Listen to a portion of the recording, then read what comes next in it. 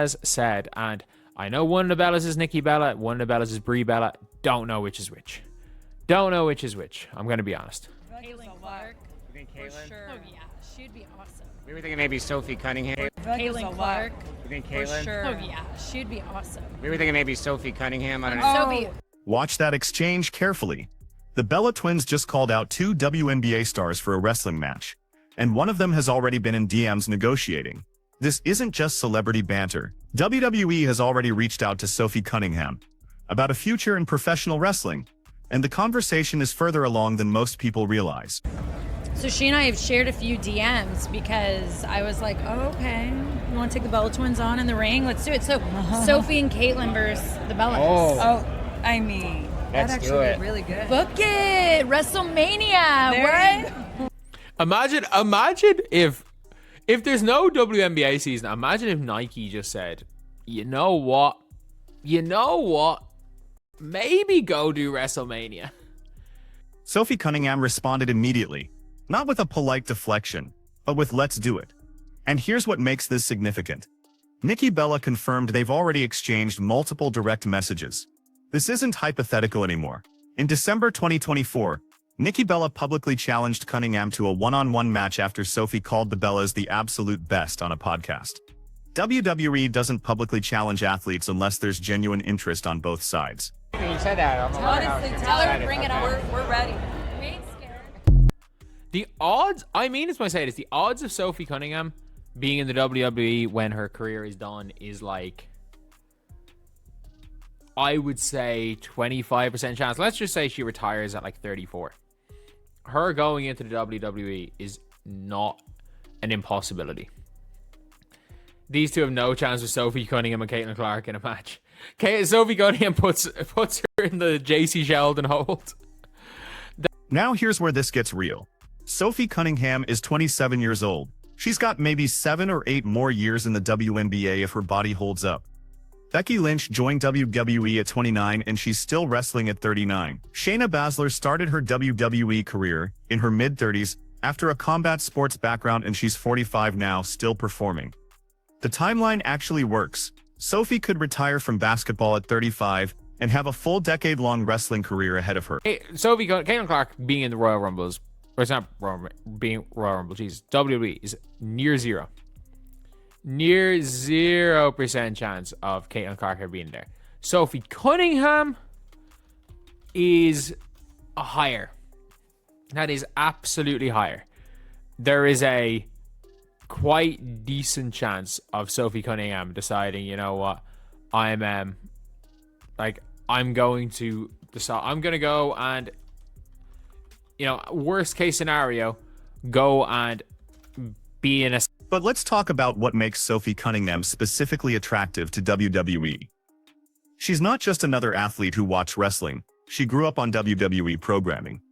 She knows the product, she understands the performance aspect, and critically, she's already demonstrated she can work a crowd and play a character. Remember her entire villain-era persona in the WNBA? The trash talk, the three-point celebrations, the social media presence?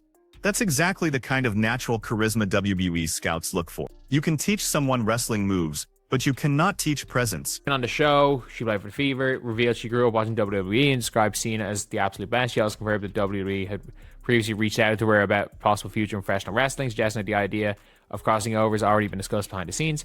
During the conversation with, I'm not going to attempt to pronounce the name, Cunningham was asked what her wrestling name might be if she ever stepped foot in the ring. She admitted she's not settled on a name yet, but it reflects her personality. I don't know. I think it'd be fun to eat, or she then said, where she name checked the Bella Twins, she explained to be just happy teaming up with them, she'll be face. The Bella Twins are back in WWE as of 2025. That's not a coincidence. They wouldn't be setting up this public call-out if there wasn't a path to making it happen. When Sophie said on that podcast that she'd want to tag team with Caitlin Clark against the Bellas, she wasn't just fantasy booking. She was testing the waters publicly. And WWE's response? They're leaning in. The fact that both sides are openly discussing this in interviews means conversations are happening behind the scenes. It becomes a very interesting conversation. I think this becomes a very, very interesting conversation when we're when we're talking about this when it comes to Sophie. Caitlin Clark would be hilarious. I don't see Caitlin Clark going into the WWE. Like, if it turns out that Caitlin Clark is this massive fan of WWE, and then yeah, it could be something. But I think that's the only way it happens, if it turns out that like it's like Caitlin Clark's lifelong dream, one of her lifelong dreams, to be in the WWE. But I don't see that happening. I don't see that happening. Like, I think the reality is that Caitlin Clark is going to play basketball. And Now, Caitlin Clark is a different story entirely. The speculation about her appearing at WrestleMania or the Royal Rumble is fun, but let's be realistic about the probability. Caitlin Clark is the face of women's basketball. She's got a massive Nike deal. She's transcended the sport in a way that makes her more valuable as a basketball icon than as a wrestling novelty. Unless she's revealed to be a lifelong WWE superfan with a genuine dream to step in that ring, it's not happening. Her brand is too big, too carefully managed, and too focused on basketball excellence to risk it on a wrestling angle. Bianca Belair mentioned wanting Caitlin in the Royal Rumble. That's WWE trying to draft off her mainstream popularity. And look, it worked. We're talking about it right now. But there's a massive difference between WWE wanting Caitlin Clark and Caitlin Clark wanting WWE. She's been mentioned during Olympic curling finals. She's referenced in pop culture constantly. She doesn't need wrestling for exposure. Wrestling needs happens. And it'll be a fun one watching her back on the basketball court. While it'll also be a fun one watching Sophie Cunningham in the WWE. Because obviously he's saying the WWE reached out. Sophie is a basketball player, but I think Sophie Cunningham is smart enough to know, like, prep for life after basketball. There's good money in the WWE, especially being an attraction. If you like, she is an attraction for the WWE. She could train and be, I'd say she could train with her athleticism and be. Sophie Cunningham, though. She's in a completely different position. She's a very good WNBA player, but she's not the face of the league. She's got name recognition, especially among hardcore fans, but she's not transcendent. That actually makes her perfect for a wrestling transition. She's famous enough to be an attraction, but not so famous that a wrestling career would feel like a step down. And she's openly interested. That combination is rare. I mean, she probably retires maybe at 35, and she probably has 10 years of wrestling if she wants to. It's like, what age is Becky Lynch? She's easily 40. 39. So she's 39. She's been there for about 10 years. She was there at 29. What age was Shayna Baszler? Because I know Shayna Baszler was a little bit older, wasn't she? Yeah, she's 45. So she got into wrestling. I know she had a combat sports background, but she got into wrestling in her late 30s. Or in her mid 30s. So yeah, like, there's no reason why Sophie Cunningham couldn't. There's no reason why she couldn't. So anyway, yeah, that's the video. Do I think we see Caitlin Clark? Probably not. I'll see you guys. Here's what a realistic path looks like. Sophie Cunningham plays out her WNBA career, probably retiring around 34 or 35. During her final few seasons, she starts training with WWE performance coaches in the off-season. Nothing public, just getting comfortable with the basics. Then, maybe 6 months before she officially retires from basketball, WWE starts building the storyline, social media exchanges with current wrestlers, maybe a surprise appearance at a major event where she's just in the crowd. Then after retirement, she enters the Royal Rumble as a surprise entrant. The crowd goes crazy because WNBA fans will tune in specifically to see her. She eliminates someone notable, gets eliminated herself, but looks credible doing it. That leads to a program with an established star. Maybe the Bella Twins if they're still around. Maybe someone like Bianca Belair, who's already expressed interest in the WNBA crossover. Sophie gets a few months of intensive training at the Performance Center, and by SummerSlam or the next WrestleMania, she's having an actual match, not a squash, not a celebrity gimmick, but a real program with real stakes. The money is there. WWE pays well, especially for attractions. Sophie's not making superstar WNBA money right now. A WWE contract as a featured performer could easily match or exceed her basketball salary. And the schedule is actually less grueling on the body than an 80-game basketball season, when you factor in overseas play. Plus, the career longevity is better. Basketball destroys your knees and ankle. Wrestling is tough, but if you're smart about it and don't take unnecessary risks, You can work into your 40s. So let's address the elephant in the room.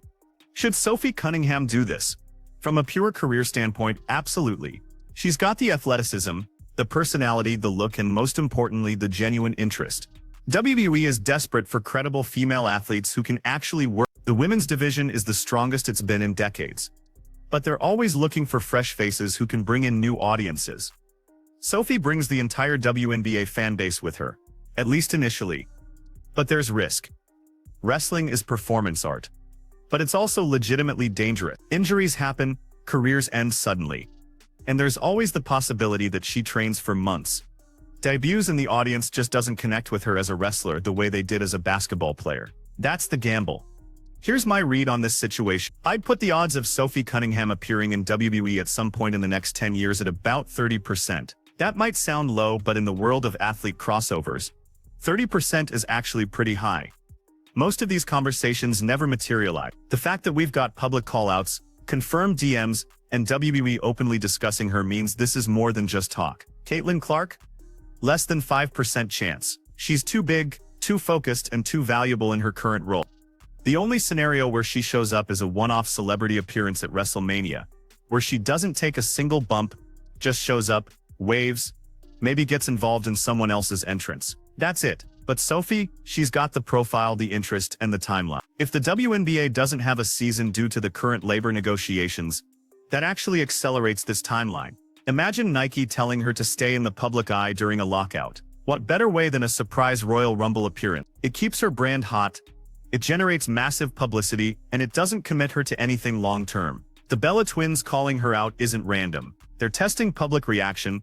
WWE does this all the time. They float ideas through their talent on podcasts and social media to see if it generates buzz. This generated buzz. The fact that we've got articles written about it, fans discussing it, and Sophie herself engaging with it, means WWE is watching the metric. If this gets enough traction, they'll make it happen. And honestly, I think it would be great for both sides. WWE gets a legitimate athlete with built-in credibility and a fan base that doesn't typically watch wrestling. Sophie gets a second career with financial security and the chance to perform on a completely different stage. The WNBA gets more mainstream exposure because suddenly wrestling fans are Googling Sophie Cunningham and discovering women's basketball. The only losers in this scenario are the people who think athletes should stay in their lane. But those people are boring, and their opinions don't matter. Sophie Cunningham in a WWE ring against the Bella twins would be entertaining as hell, and entertainment is the entire point. So here's what I'm watching for. If Sophie shows up at WrestleMania 41 in Las Vegas this April, even just in the crowd, that's a signal. If she posts any training videos or photos from a WWE facility, that's a signal. If the Bella twins mention her again in the next few months, that's a signal. And if we get through the next year without any of those signals, then this was probably just fun speculation that went nowhere. But my gut tells me this is real. The pieces fit too well.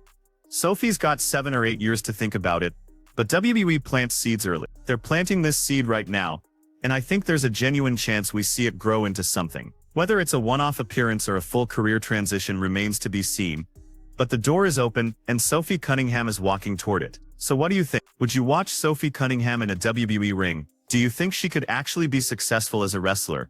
Or is this just celebrity crossover nonsense that won't work? And be honest, if they announced Sophie and Caitlin versus the Bella twins for WrestleMania, would you buy that pay-per-view? Because I absolutely would. Drop your thoughts in the comments.